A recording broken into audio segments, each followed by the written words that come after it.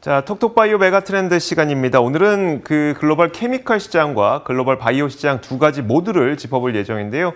일단 이제 그 1분기 화학 기업들의 실적 발표가 예정이 되어 있고 지금 진행이 되고 있는 상황이죠. 과연 국내 화학 기업들의 실적이 얼마나 좋게 나올 것인지에 대해서 글로벌 케미컬 기업 가운데 대장주라고 할 수 있는 다우케미컬과 비교해보는 시간을 가져볼 겁니다. 자, 뿐만 아니라 최근 들어서 가장 또 큰 이슈가 되고 있는 게 바로 이 백신의 지적재산권 이슈가 문제가 되고 있어서 이 부분은 좀 어떤 식으로 진행되고 있는지도 함께 알아보도록 하겠습니다. 자, 오늘도 이 세 분과 함께 하겠습니다. 케미컬 에너지 투자자문 차홍선 대표와 강혜경 제약시장 고문, 조성기 기술 고문 나오셨습니다. 어서 오세요. 예, 안녕하십니까. 네, 안녕하세요. 자, 먼저 차홍선 대표님, 지금 케미컬 기업들, 그러니까 화학 기업들의 실적 발표가 한창이잖아요. 이걸 좀 비교를 해봐야 되는데 글로벌 대장 기업이라고 할 수 있는 다우케미컬과 좀 비교를 해주신다고요? 예. 그럼 다우케미컬은 어떤 기업이에요? 예.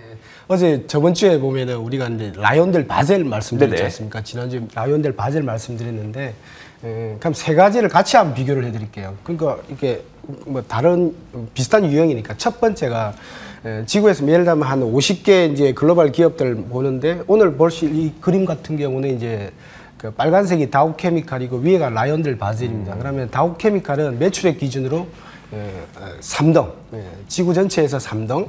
그 다음에 라이온델 바젤은 지구 전체에서 8등이고요. 근데 이제 그럼 우리나라 기업들하고 한번 비교를 해드릴게요. 우리나라 같은 경우는 이제 다우케미칼, 그러니까 1분기 순이익을 기준으로 보면은 롯데케미칼이 한 2.2배가 뭐 다우케미칼 한 절반 정도 이렇게 보시면 돼요.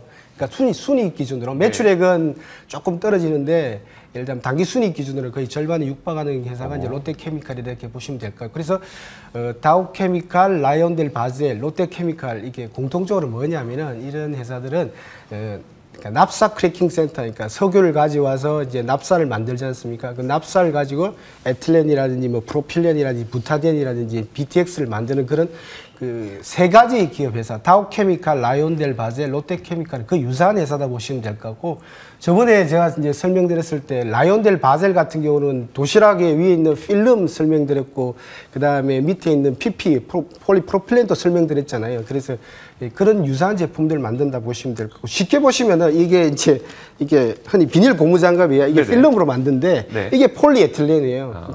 그러니까 다우케미칼, 라이온델 바젤, 롯데케미칼 이 공이 이런 고무 비닐 장갑이니까 이번에 예를 들면 코로나 같은 경우는 이제 예를 들면은 수혜를 받았던 업종 중에가 이런 비닐 고무라든지 뭐 그다음에 합성 고무라든지 스판덱스라든지 가전이라든지 이런 쪽 ABS 이런 쪽 받았지 않습니까? 이런데 이제 공이 좀 수혜를 받았다.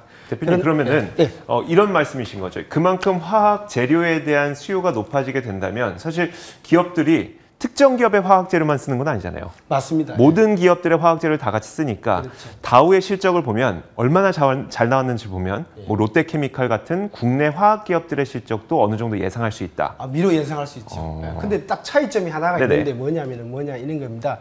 그 다우케미칼이나 라이온델 바젤 같은 경우는 그러니까 세 기업의 공통점은 휴스턴에 다 NCC 크래커가 있어요. 그러니까 천연 가스를 가지고 석유화학을 만드는 그런 천연 NCC 크래커가 있는데 이렇게 다우케미칼은 미국 베이스가 강하고요. 네. 그다음에 라이온델 바젤은 유럽 베이스가 강하고 네. 롯데케미칼은 한국이라든지 중국 베이스가 강하다. 그래서 네네. 보면은 그러니까 올라가는 폭 자체가 보면은 이제 미로 짐작한데 그러니까 다우보다는 라이온델 바젤이 올라가는 폭이 크고요. 그다음 라이온델 바젤보다는 예를 들면 우리나라의 롯데케미칼이 올라가는 폭이 크고. 근데 이제 세 가지 기업이 그러면 PE를 한번 비교해 달라 그러면 그런 거 옛날에 뭐 창과 방패듯이 PE를 비교해 달라 이렇게 하면은 실질적으로 미국 베이스는 다우케미칼 같은 경우는 지금 현재 당기 순이익 대비 PE가 그러니까 당기 순이익 대비 시가총액이 이제 애널리스트 추정치 기준입니다. 네네. 1분기 실적 기준인데 한 13배를 받고 있고요. 그다음에 라이온델 바젤 같은 경우는 PER가 네덜란드 기업인데 네덜란드 베이스를 두고 베이스를 두고 있는데 PER이 10배를 받고 있고 1분기 네. 실적 기준으로 그다음에 이제 우리나라 같은 경우는 이제 롯데케미칼 같은 경우는 그 실적장으로 PE가 한 5배 정도에 거래되고 있다. 엄청나게 싸네요. 이렇게 보고 싶습니다. 그래서 보면은 네. 이제 흔히들 보면은 아시아 쪽 수요가 많이 늘어나고 있는데 그래서 보면은 이제 북미라든지 그러니까 유럽보다 베이스보다는 오히려 아시아 쪽 기업들이 실적이 증가되는 폭이 크다 이렇게 말씀드립니다. 대표님, 근데 전통적으로 그래왔잖아요. 그러니까 전통적으로 다우의 그 밸류에이션보다는 그 국내 화학 기업들의 밸류에이션이 낮았었잖아요.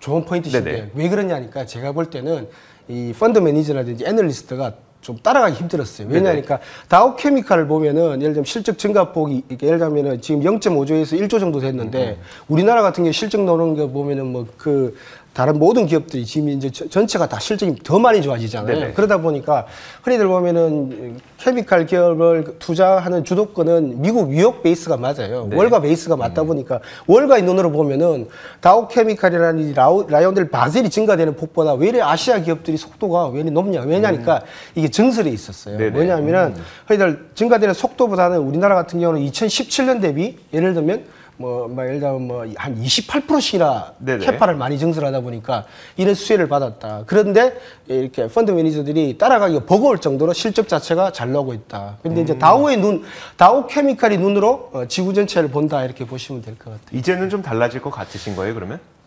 근데 실질적으로 보면은 뭐 라이온델 바셀도 그렇고 엑슨모빌도 그렇고 이런 기업들이 쉘도 그렇고 다들 중국에 공장을 지으려고 그래요. 예를 들면 그러다 보니까 아시아 기업이 정말 수요가 케미칼 쪽에는 많이 증가되는 폭의 수혜를 보는구나 해가지고 시각 자체가 변하고 있다는 게 저도 뭐 25년 동안 몸담고 있지만 느껴집니다. 네, 알겠습니다. 그 정도의 이야기로 한번 들어보도록 하겠습니다. 저희가 다우케미컬의 발표된 실적을 토대로 과연 이제 국내 화학 기업들의 실적은 얼마나 좋아질 것이냐, 그리고 글로벌 투자자들의 국내 화학 기업들에 대한 시각도 과거와 좀 많이 변할 것 같냐라는 질문을 드렸을 때에 대해서 좀 긍정적인 답변을 주셨기 때문에 그만큼 투자를 좀 고려해 보시면 좋을 것 같고요. 자, 이어서 다음 이슈로 한번 넘어가 보도록 하겠습니다. 자, 백신의 지적재산권을 없애야 된다라는 이야기가 좀 나오고 있더라고요. 대표님, 이게 어떤 이슈인가요? 지금 현재 보면은 흔히들 보면은 이제 옛날에 보면 2차 대전 때 보면은 뭐 미국, 독일 뭐 네. 이런 식으로 하듯이 이제 백신에서 보면 미국, 독일이 지금 약간 이렇게 견해차를 보이고 있습니다. 뭐냐면은 지금 현재 이제 연말이 되기 전에 네네. 겨울이 들어가기 전에 그러니까 팬데믹으로 갈 수 있잖아요. 네. 겨울이 바이러스가 강하니까 가기 전에 이제 백신 생산량을 늘려야 되겠다는 미국의 입장하고 근데 독일의 입장은 독일 메르켈 총리분의 입장은 뭐냐면은 지금 현재 백신 같은 경우는 mRNA 백신이 주도를 하고 있는데 네. 백신을 2개나 들고 있는 게 독일이지 않습니까? 네. 그러다 보니까 특허를 보호해야 창의력도 존중되고 길게 보면 좋지 않느냐 그렇죠. 이런 쪽으로 네. 해가지고 지금 현재 그런데 이제 그들 백신 생산량이 우리가 생각했던 것보다 더 빨리 늘어야 되는데 네네. 조금씩 더뎌지고 있으니까 애가 타는 모양입니다. 그래서 이게 미국과 독일의 견해차가 뚜렷이 나고 있는 게 백신 지재권이다 이렇게 보시면 됩니다. 강혜경 고문님, 그러면 이제 이게 지적재산권의 분쟁이 일어나고 있다는 것 자체가 전 세계에서 필요한 백신은 많은데 누구나 만들고 싶지만 지적재산권 때문에 우리가 못 만들어라는 불만이 어디선가 터져 나오고 있다는 거잖아요. 그러면 이제 화이자의 경우에는 지금 풀케파로 생산을 하고 있어요. 그렇죠. 그렇다면 이게 좀 수혜가 될 수도 있겠네요. 저희가 이제 그 백신이 전 세계적으로 얼마나 필요한가를 좀 계산을 네네. 할 필요가 있는데요. 전 세계적으로 우리가 mRNA 핵산 백신 기준으로 봤을 때 78억 명이 2회 접종을 하게 되면 150도즈가 필요하죠. 근데 지금 3회 접종 얘기도 나오고 있기 때문에 3회 접종하면 최대 230억 도즈가 필요합니다. 최대 230억 도즈. 근데 유럽과 미국을 이제 기준으로 백신을 계산해 보면 현재 지금 55억 명분 110억 도즈가 지금 만들 수 있는 캐파가 됩니다. 근데 월가에서는 15억 명분, 그러니까 30억 도즈가 올해 생산될 수 있다, 이렇게 보는 견해도 있습니다. 그런데 이제 파이자 같은 경우가 아까 앵커님 말씀하신 대로 올해 같은 경우가 계속 늘려와서 네. 25억 도즈, 그다음 내년이 30억 도즈란 말이죠. 그러면 백신은 지금 많이 좀 필요한 그런 상황입니다. 그래서 아까 파이자 좋지 않냐 이렇게 말씀하셨는데 네. 이 백신으로 돈 많이 벌 수 있는 파이자에 주목하는 것이 좋다, 이렇게 보고 있습니다. 지금 지재권 얘기가 나왔지만 이 백신에 대한 직접재산권의 결론이 어떻게 나든지 상관없이 지금 작년 파이자 같은 경우는 미국 대선을 거치면서 약가 인하 이슈가 있었고 계속 그래서 주가가 눌려 있었던 상황입니다. 그래서 PER이 지금 11배 거래가 되고 있습니다. 그래서 이런 부분이 있고요. 최근에 지금 1분기 실적 발표가 났죠. 그래서 1분기 실적 발표를 보게 되면은 매출액이 15조 원, 그리고 순이익이 4조 8천억. 그래서 시가총액으로 보게 되면은 약 221조 원에 지금 형성되어 있습니다. 그리고 이제 파이자 같은 경우는 보면은 백신의 매출액이 이제 큰데 올해는 71조 원을 예상을 하고 있고요. 이 백신의 매출을 그러니까 이제 제외한다 하더라도 올해 2025년도까지 파이자 같은 경우는 연평균 성장률이 약 6%를 지금 예상을 하고 있습니다. 그래서 이러한 부분, 그리고 파이자가 지금 콜드체인 관심 있으신 분들 많이 있으시죠. 네. 그런데 이제 이 mRNA 핵산 백신 같은 경우는 영하 20도에서 70도가 필요하다, 냉동 보관 필요하다 이렇게 보시는데 지금 파이자가 최근에 2도에서 8도씩 4주 보관할 수 있는 이거에 관한 안정성 데이터를 미국 FDA에 제출을 했습니다.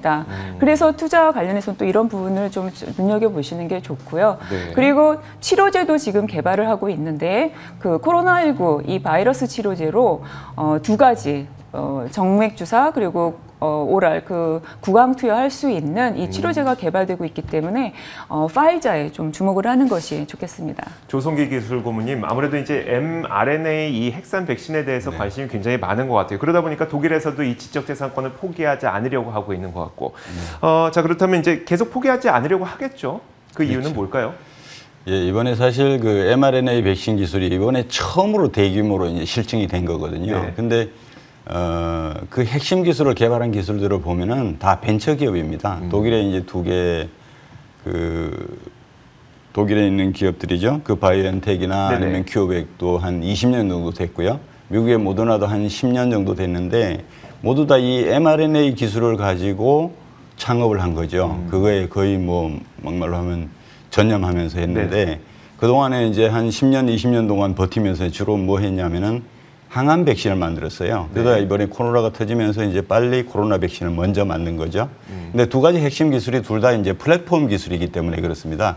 하나는 이제 mRNA를 만들어야 되고 이거를 이제 지질 나노 입자로 싸서 넣어줘야 되는데 mRNA를 만드는 기술도 항암 백신이나 다른 바이러스 벡터 백신이나 뭐 이런 것들에 또 이용될 수 있기 때문에 플랫폼 기술이고 나노파티클 기술도 플랫폼 기술입니다. 여러 가지 응용할 수 있기 때문에 그렇기 때문에 아마 벤처들 입장에서 보면은 간단하지는 않습니다. 지적재산을 포기한다는 것이. 예. 네, 알겠습니다. 자, 그래서 이제 백신과 관련해서는 저희가 어느 쪽에 좀 관심을 기울여 봐야 되는지까지 정리를 해봤습니다. 오늘 이야기는 좀 여기까지 해야 될 것 같은데요. 지금까지 케미컬 에너지 투자자문 차홍선 대표, 강혜경 시장 고문, 조성기 기술 고문과 함께 이야기 나눠봤습니다. 고맙습니다. 네, 감사합니다. 자, 저희 굿모닝 글로벌도 여기서 마치겠습니다. 함께해 주신 여러분 고맙습니다.